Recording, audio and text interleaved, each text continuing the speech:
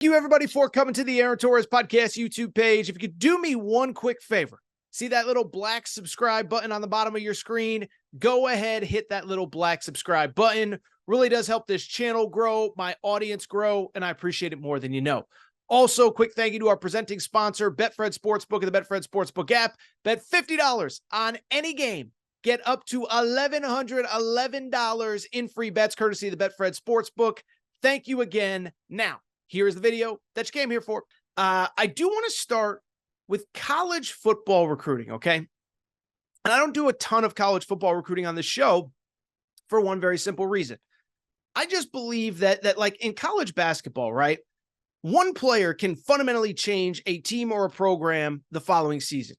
Cade Cunningham committing to Oklahoma State fundamentally changed who that program was the following year.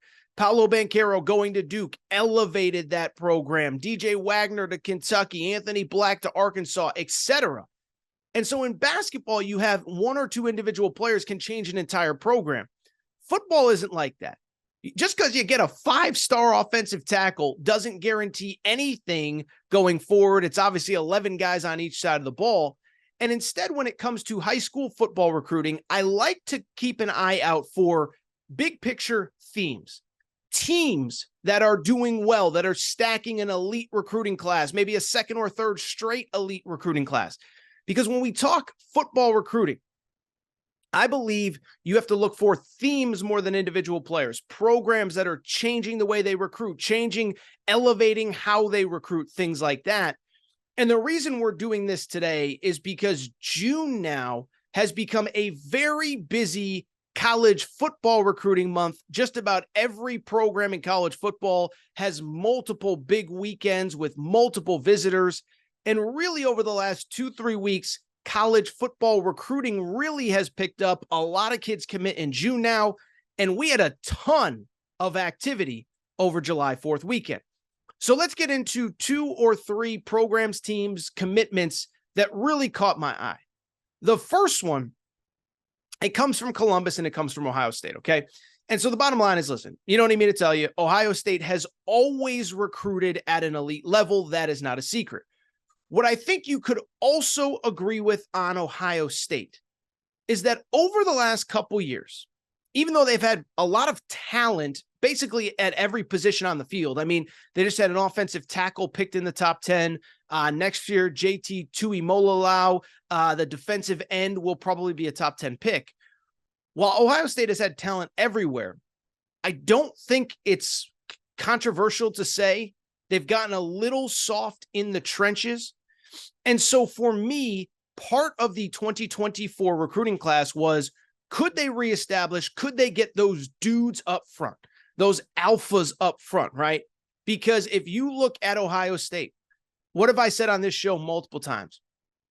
It's one thing to beat Indiana and Rutgers and Maryland and just have more talent than them. But when Ohio State over the last couple of years have gotten against teams with the same amount of talent, the same amount of toughness, the same amount of physicality, they generally get pushed around. 2 straight years against Michigan, a couple years ago against Oregon. Now, admittedly, they did beat Georgia I take that back. Admittedly, they did play Georgia very tough in the playoff, but even Georgia put up 40-plus points, 500-plus yards. And so why do I bring it up? Ohio State for years has recruited elite skill position talent, but they need to get guys up front. This weekend, they took a major step in that direction.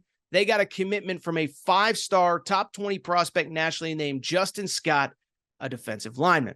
And let me just say, listen, I'm not a recruiting expert. I'm not going to lie and say I broke down 4 hours worth of film of Justin Scott in the lead up to this show. But to me, this is just such an important recruitment for a couple different reasons. The main reason being, one, like I said, Ohio State for years, they've been able to get the skill position guys. You go back to last year's recruiting class, Ohio State had a top 10 class nationally, number 4 overall. But of their top 5 commitments, 3 of the top 5 commitments they had were wide receivers, and the other 2 were cornerbacks, okay? This year, prior to Justin Scott's commitment, their top 3 commitments, their top 5 commitments really, 2 wide receivers, a quarterback, a running back, and a cornerback. And so nobody questions if Ohio State can put receivers in the NFL, if they can put quarterbacks in the NFL. But part of being a college football coach isn't just putting dudes in the league, it's winning the games that matter in college. And increasingly, Ohio State has done less of that. And so to get a kid of this stature, this talent, this capability, and maybe most importantly, who you went head to beat him for, does speak wonders, in my opinion. That is because this was a kid that prior to this weekend, all accounts seem to indicate he was going to commit to Michigan. I saw Hayes Fawcett, the great recruiting reporter, basically said, I talked to this kid after his Michigan visit. He set his recruitment commitment date for this weekend with the assumption that it was going to be Michigan. Then he goes to Ohio State. Larry Johnson, the famed defensive line coach, sways him, and this kid ends up at Ohio State. This is huge for Ohio State, but like everything else, they got to keep stacking this type of talent on top of each other. Got to keep getting players in the trenches. Again, we know you can sign wide receivers, corners, running backs, quarterbacks. You got to continue to stack these guys up. But great commitment for Ryan Day. Oh, by the way, keep in mind, Ohio State now has the number 2 recruiting class in the country, according to 24/7 Sports. And it's also worth noting, they actually have the highest individual player rating among all teams in college football. In other words, based on the commitments that they have, the average ranking of each player is actually higher than Alabama, Georgia, whomever. So great start to this recruiting cycle for Ohio State. Certainly have to keep it up. Let's keep it going with some other themes from the last few weeks in recruiting in college football. Let me say this. USC, Lincoln Riley is on an absolute tear right now. And so it's interesting, right? Because Lincoln Riley, when Lincoln Riley got the USC job, a couple things stood out in terms of why there was so much interest. It's Lincoln Riley. He produces one Heisman Trophy winner after another. But you thought about the potential of him as head coach at USC and the type of talent that he could get there and the type of talent that you can really build a national championship caliber team with. And why it was interesting to follow was if you followed last recruiting cycle, 2023, really USC, they were fine in terms of their recruiting class, but at the same time, most of the commitments that they got were kind of immediately after Lincoln Riley took the job. And it was basically all kids that had been committed to him either at Oklahoma or were on the verge of committing to him when he was at Oklahoma. Of their 4 highest rated commits last year, 3 were essentially Oklahoma locks. The fourth one just happened a few weeks ago when Deuce Robinson, really good dual sport football, baseball player, committed. So that was 2023. Lincoln Riley put together a top 10 class. Everybody is happy. He's recruited well in the portal, but you kind of waited for that splash with that SC on the visor, right? With the SC logo on the shoulder. Well, Lincoln Riley, you could argue the last month, nobody has been better. Right now, the Trojans, how about this? The Trojans have 17 players committed for the class of 2024. 14 of them have committed since June 1. In other words, 14 of their 17 players have committed in the last probably 5 weeks. And USC right now has the number 5 recruiting class in the country, according to 24/7 Sports.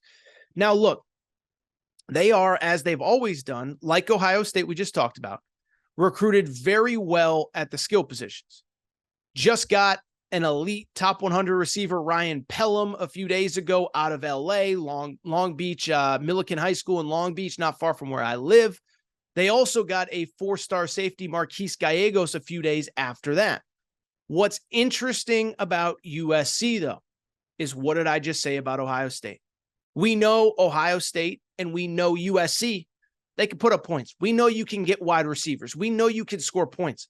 But are you recruiting the kinds of guys in the trenches that you need to eventually compete if you are USC with Ohio State, with Michigan in the Big Ten? Remember, USC is going to the Big Ten in a year from now.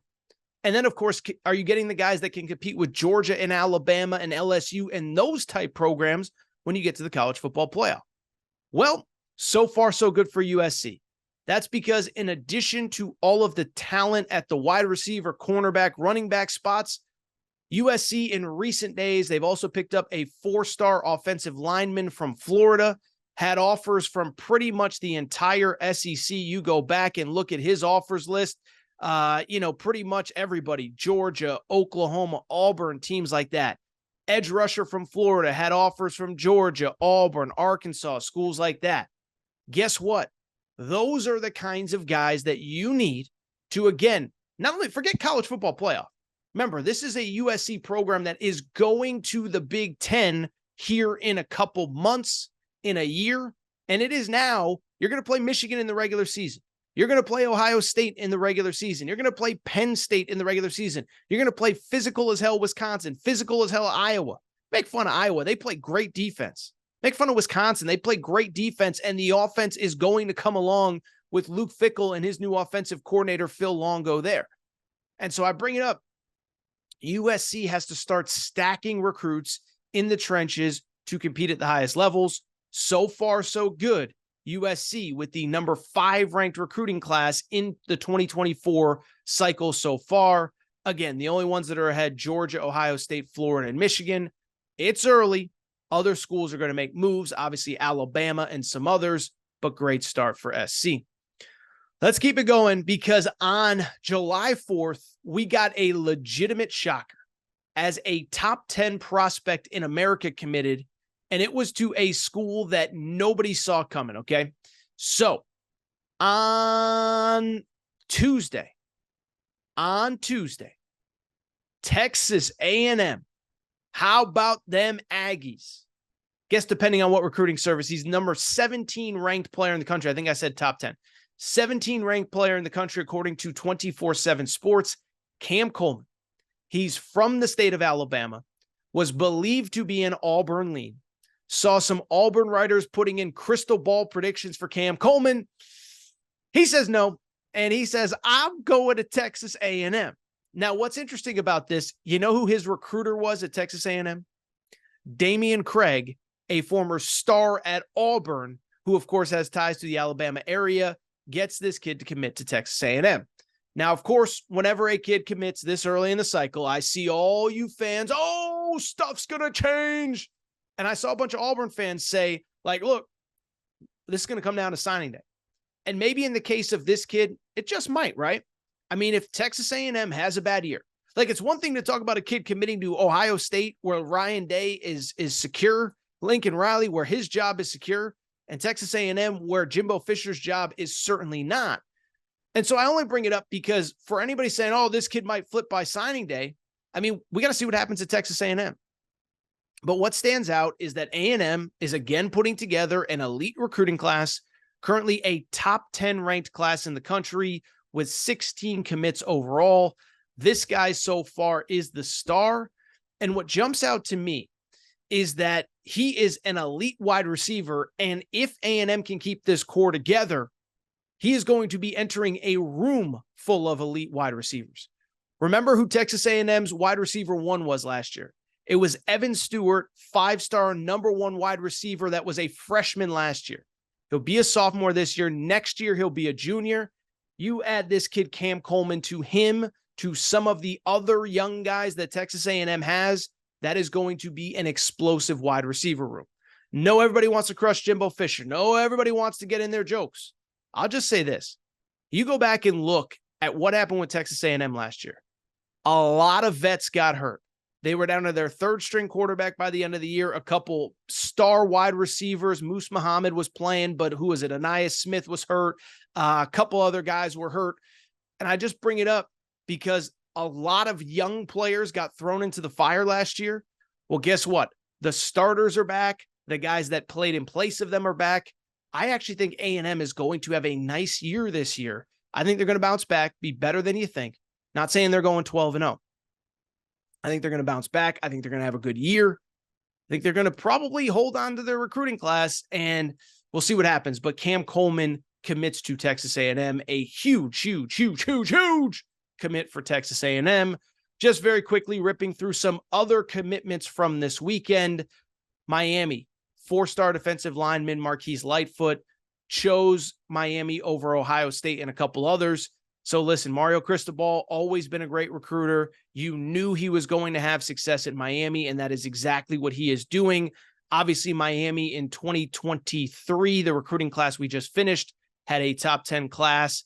This class is off to a little bit of a quieter start. They only have 15 commits so far, but this is the top ranked player that they've gotten committed. And trust me, we know the situation at Miami. Mario Cristobal can recruit. He is not done, and he will not be done with this class. Miami just getting started. Oh, by the way, how about Arkansas?